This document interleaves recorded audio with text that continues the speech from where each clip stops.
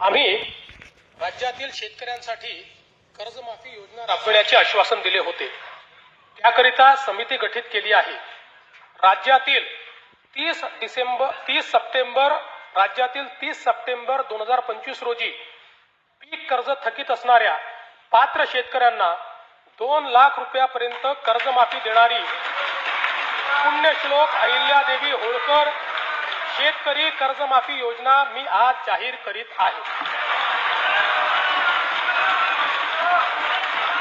नानाभाऊ,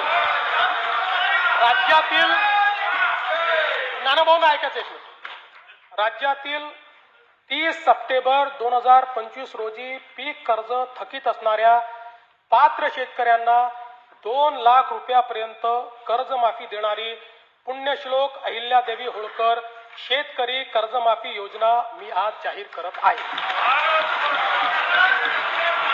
जे शेतकरी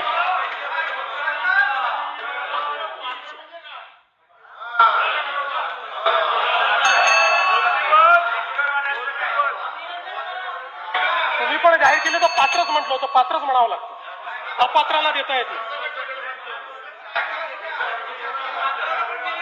ऐका पुढे, अजून संपलं नाहीये। अरे अजून संपलं नाही, थांबा रे बाबा, शांत बसा, शांत बसा।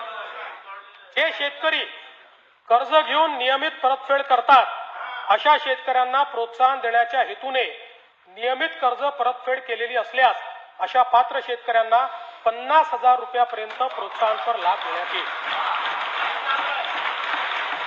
कर्जमाफी तसेच प्रोत्साहनपर लाभ देण्याबरोबर कोकणाला हे जास्त महत्वाचं आहे, कारण कोकणातले लोक सगळे कर्ज परत करतात।